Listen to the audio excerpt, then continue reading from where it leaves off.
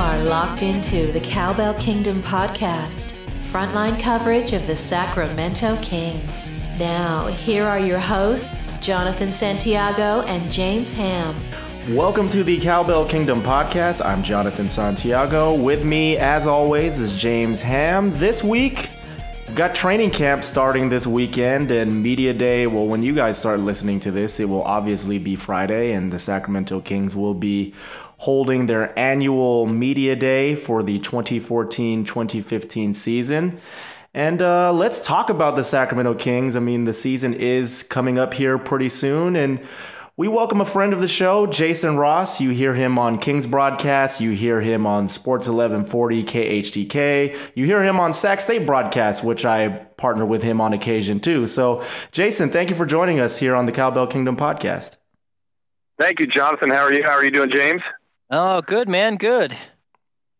So it's time. It's time for basketball. Yeah, it is. It's basketball. Time. You know what? I want to start off with this, Jason. How surprised are you that this is the roster that they are coming into this season with? You know what? Honestly, I'm not that surprised because I don't know how much more they could have done. Now, I know Kings fans would want more. I want more. I want to see more. I think they right now go into the season with two high-level players and a bunch of other players that, if everything goes right, maybe things can be okay. But that's a lot of ifs. But the reason I'm not super surprised, I think the one way to change the team would have been to move one of the key three players, and the one they decided not to bring back was Isaiah. It didn't change the team overwhelmingly, and then I thought they had a lot of other parts that there wasn't a lot of demand for. So I think a lot of people expected them to change drastically, but I don't know that they really were going to be able to. You know, Jason, I looked at this roster, and like a lot of other people who watched the Isaiah Thomas thing play out, I wasn't ecstatic about seeing him leave and Darren Collison come in.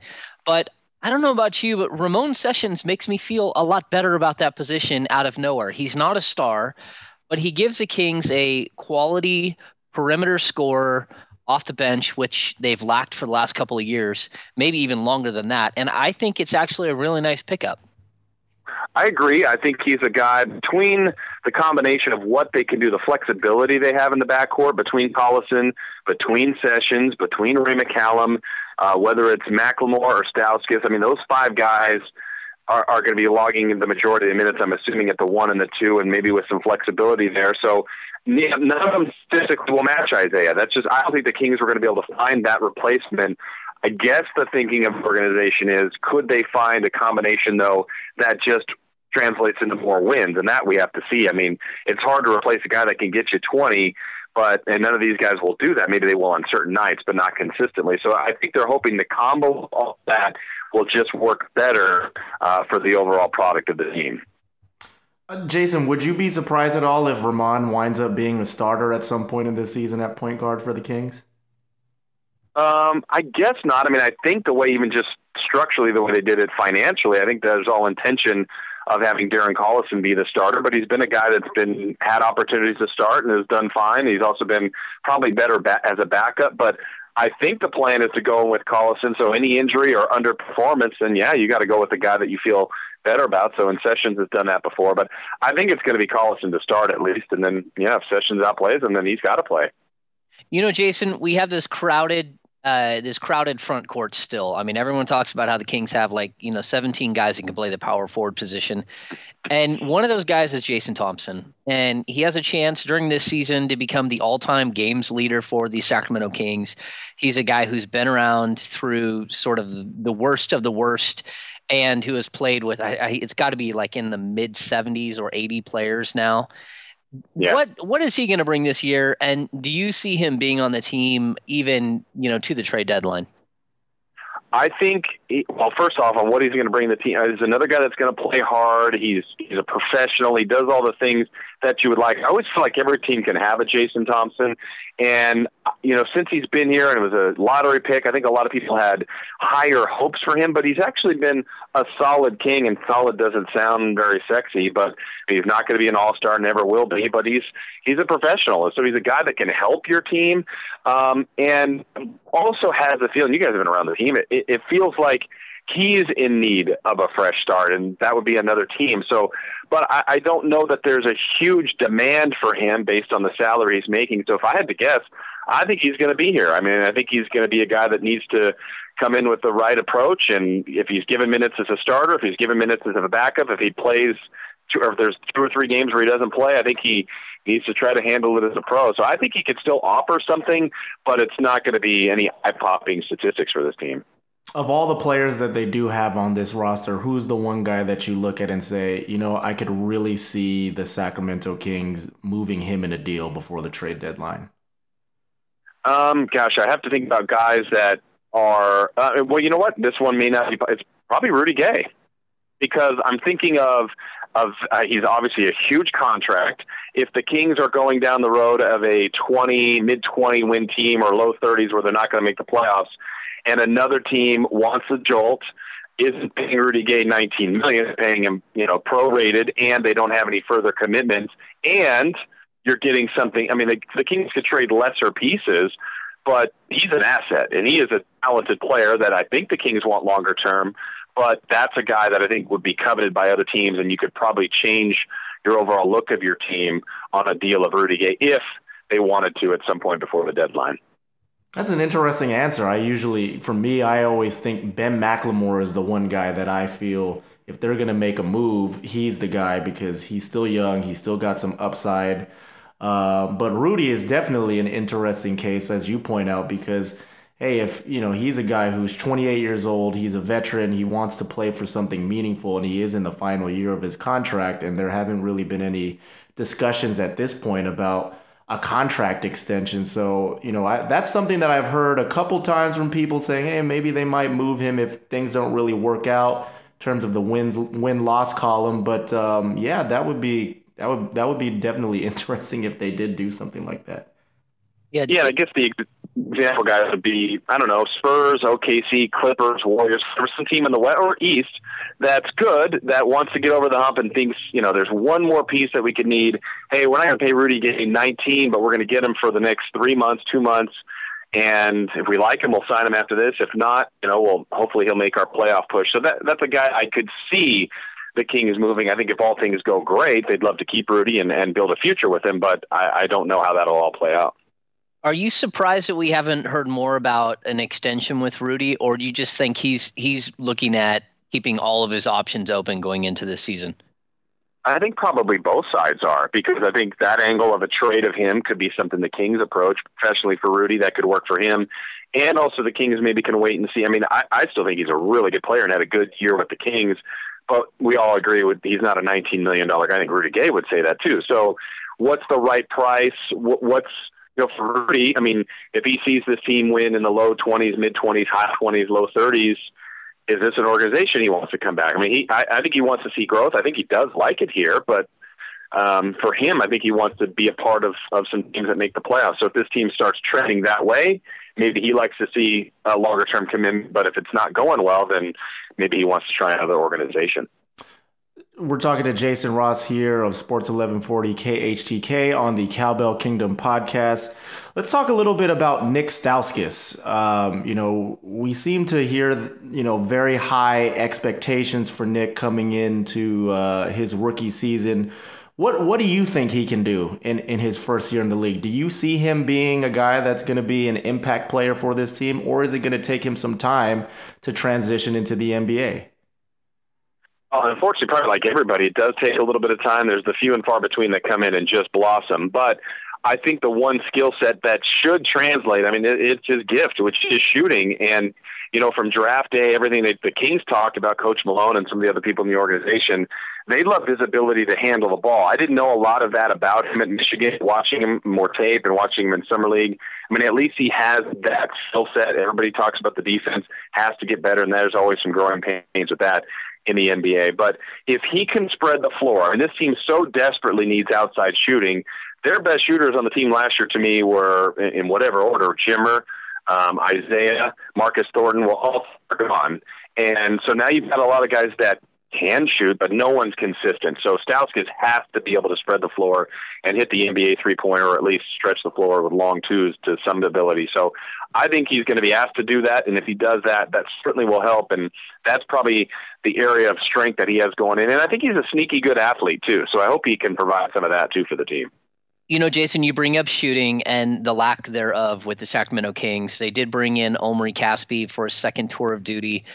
You were there with Omri, just like I was his first go around, and he's a good guy. Do you think he's a different player than what we saw as a rookie and sophomore player back when he was, fighting it out against Dante Green for the starting small forward spot? Well, he needs to be, I think, because the one thing he has is more NBA experience. So he's got all that. There's none of that jitters or anything going around. But I think his best time, James, honestly, was when he was here. So you want growth as a player, and maybe there was more opportunities then. The team has been in such a vacuum of no small forwards, and now they've got one in Rudy Gay. So Omri's in a spot where he's not going to be the starter, may get some small forward minutes to back up Rudy, or if Rudy plays some power forward and kind of a smaller ball lineup. But I hope that's something that can work, because I do like Omri. I think he'll be popular again. But, his career arc it's not going up. It's been going down. He's still a young player with a lot of talent. So with a lot of different skills that he can provide. So I hope he finds kind of a rebirth here in Sacramento. All right, Jason, let's wrap things up here with you. We always appreciate you taking the time. But, we can't go an entire interview without talking about DeMarcus Cousins. He's improved basically every single year in his career, and this FIBA World Cup, playing with USA basketball this summer has to be a major feather in his cap, and he's going to come into training camp here, in the best shape of his life and of his career. Where do you see him making the most improvements this season? I think it still needs to be on the deep. Well, everybody would say the other thing too is just his overall character, personality on the floor, leadership. I mean, he is the face of the team. There's no mystery of that.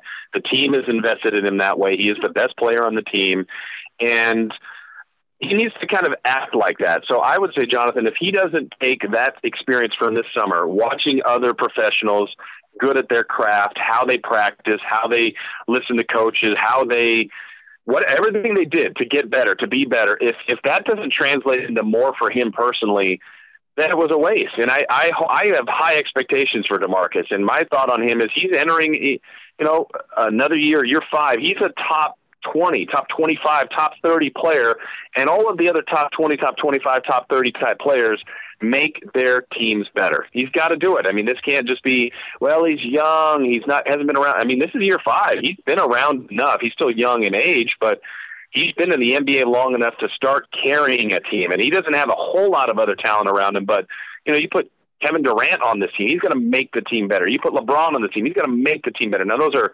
high-level examples, but we're going to start talking about him as an elite player like that. So, I mean, he's got to make this team better. And if that's him carrying him in whatever that way that is, stats, leadership, being a better teammate, that's all got to translate. Otherwise, I don't know if it ever will for DeMarcus.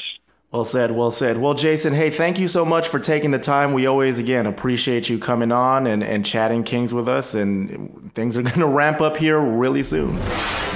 All right. A big thank you to Jason Ross. It was nice for him to come in. He's such a good guy. He's been around the team for so long. Yeah. He's seen so many of the good years and the bad years, but always an honest guy, a guy who really, he laid it out there, put it out there pretty heavy. I thought that was good stuff, John. Yeah, Jason has been, he, like you said, he's seen the good of the Sacramento Kings and he's seen the bad. So he's quite knowledgeable in the area of this team, and we're here on the cusp of the season getting started. Now, for fans, they look at October 31st or October 30th, whenever the NBA regular season officially tips off, as the official tip-off for them. But, kind of for us, people who cover the team, this is when the NBA season really starts. I mean, this is the beginning. I mean, because we're going to be churning out stories. There's going to be more content coming.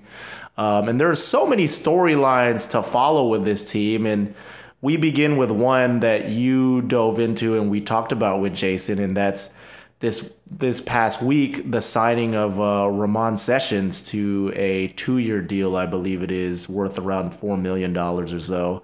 And we both are in agreement that's actually a pretty good move. And I'm kind of, I was surprised that he wound up here in Sacramento. I thought that Sessions would have wound up elsewhere, maybe for a team that was contending. But I think that's a good pickup. And, I think that potentially, they have the potential, if you have Darren Collison and Ramon Sessions together, to maybe kind of come close to filling the void left by Isaiah Thomas. But obviously you're not going to, it's hard to replace 20 points and 6 assists. But I kind of like that tandem at point guard that they have right now. It's just better than what they had before. Yeah, John, I think, again, I think Darren Collison is going to rebalance the starting lineup. Like, I think last year we saw Isaiah Thomas, whether it was by design or by need, he took way too many shots. And I think if you look at his numbers and Collison's numbers, you basically shave off around 6 shots a game. Now, you can redistribute those 6 shots to guys like Jason Thompson if he's in the starting line. Whoever's at the power forward position, who knows who it's going to be. But you're going to have to redistribute those shots around. And, maybe DeMarcus Cousins takes one more shot. Maybe Rudy Gay takes one more shot. But really, those shots are going to go to either Stauskas or McLemore, going to go to I don't think Reggie Evans would actually get any shots, but whoever it is that's going to be at the power forward position. So it'll be a redistribution, and that's always a good thing because players in the NBA, if they don't touch the ball on the offensive end for like 5 or 6 possessions, they kind of quit on you. That's kind of the way it goes. Yeah. And the Sacramento Kings had like an incredibly selfish team last year, and I've written about this, right? It's not just taking lots of shots isn't the only way to be selfish in the NBA, right? A guy who's not getting shots and he starts going, well, everyone's being selfish. Well, then they typically become selfish as well. They don't play defense as well. They don't, they don't cover their rotations as well. They don't set a strong pick because they don't think they're going to get the ball back ever. And so they don't rebound as hard. And so basically you get this general, like lack of effort from people who are left out. And I think that goes for any sport. If you're running in a pickup game and you keep running down every time and you're wide open for a layup and some guy, gets double teamed every time and hucks up a wild 3 while you're standing underneath the basket, it doesn't feel good and you don't want to play with that guy anymore. And I think there was a lot of that with the Sacramento Kings last year. So I like the redistribution of everything. And again, the Kings haven't had a bench backcourt scorer like what we're going to have here with Sessions in a long time. And, you can look at last year and say, well, you had Isaiah Thomas and Gravis Vasquez. But, Isaiah played starter minutes almost the entire season. So I think this is going to be a good thing. It gives you depth, plus – Collison, he's 6'1", Sessions is 6'3", Ray McCallum 6'3". You have bigger guards, and they're also guards that can play on the ball or off the ball.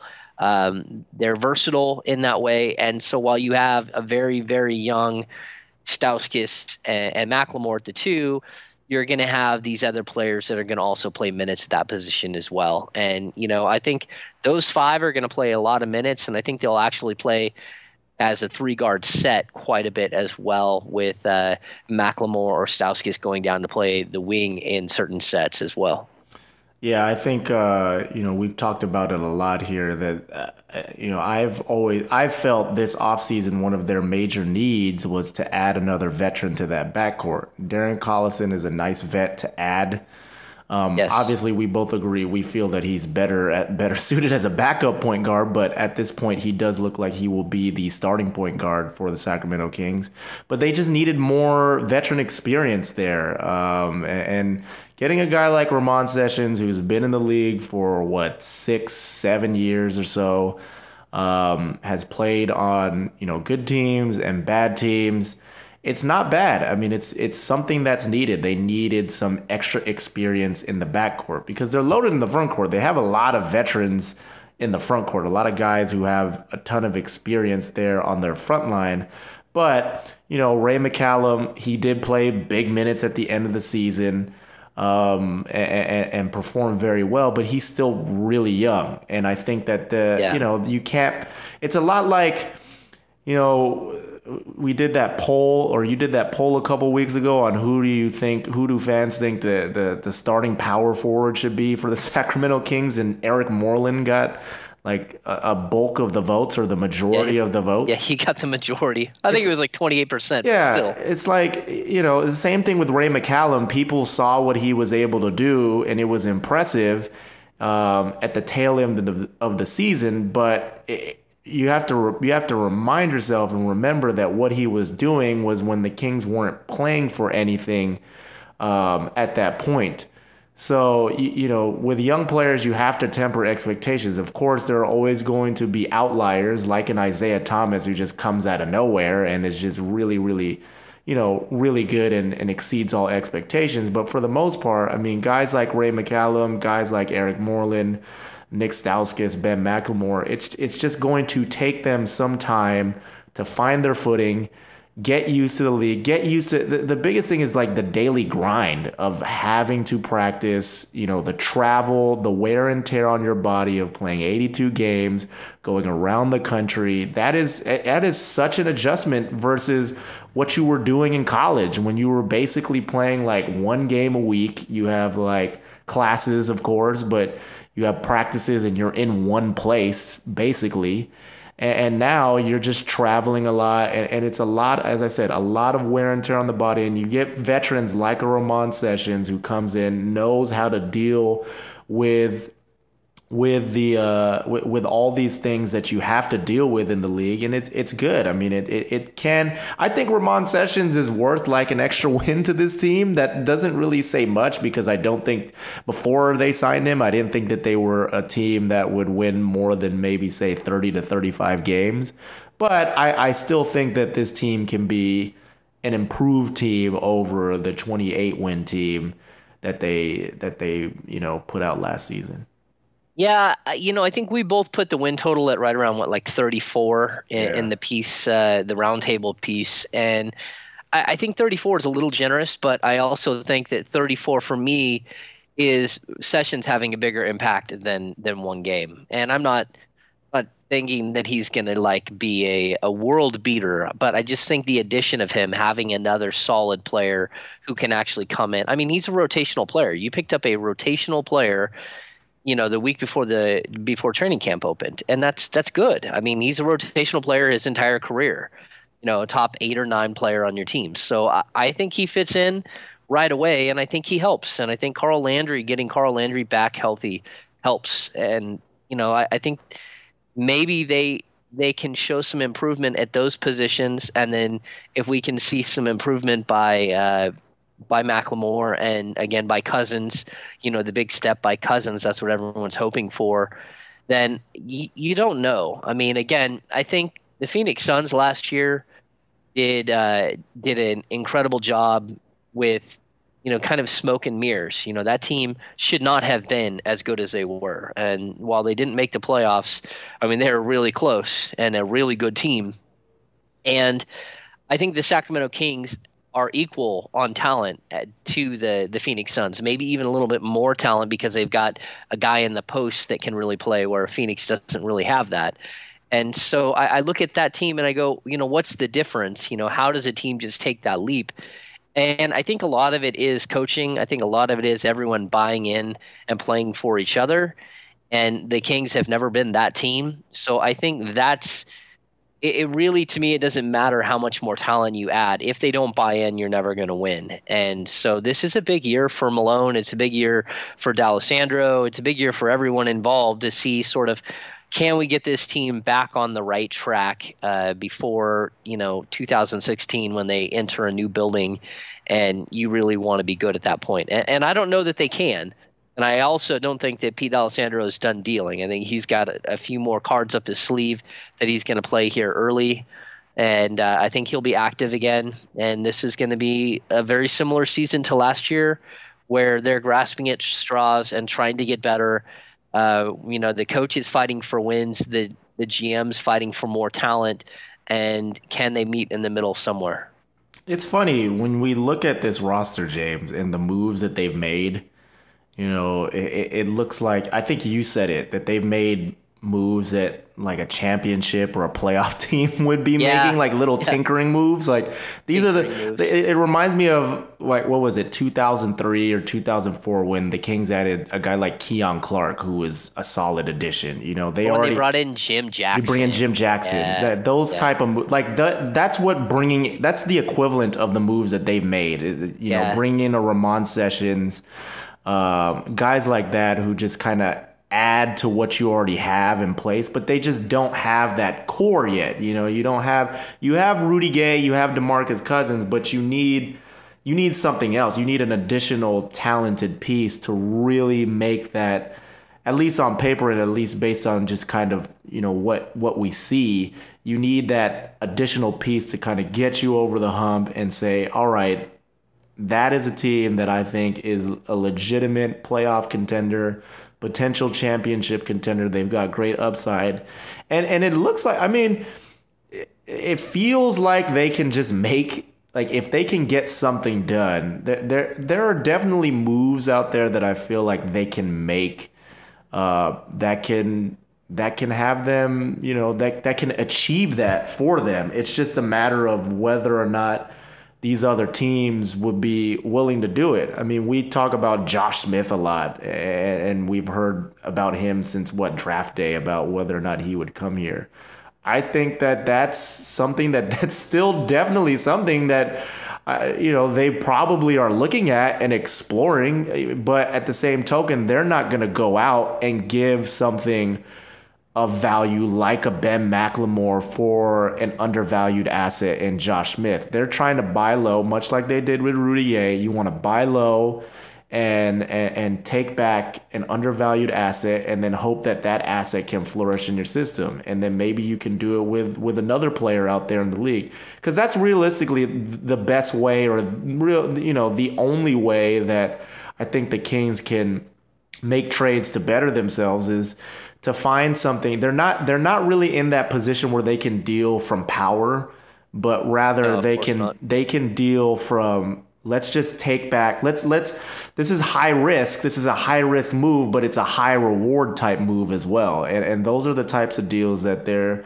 I think that they're looking for. And if they could make one, if they can get somebody to buy in and make one of those types of moves, I think that, they could improve even more so.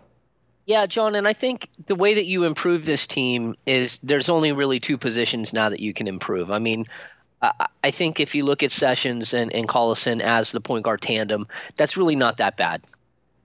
And if you look at Rudy Gay and Derek Williams at the small forward position, that's pretty strong. And DeMarcus Cousins at the center position, you got a top 3 center in the NBA. So again, you can win some of those positions on certain nights, right? But the 2-guard position is still too young to really compete at the NBA level. And the power forward position is literally like if you were like trying to piece together like a Lego like player, and like I need a guy who can jump high. I need a guy with a huge wingspan who can block shots. I need a guy who wants to rebound. I need a guy with post moves. They have all of the individual pieces, but they're in 5 separate players. And they don't have one guy that can do them all effectively. And so they really have like a ragtag group of roving like power forwards. So I think you can improve that position, but of course players are going to have to go out in a deal. Some of those players would have to leave if you're going to improve that position.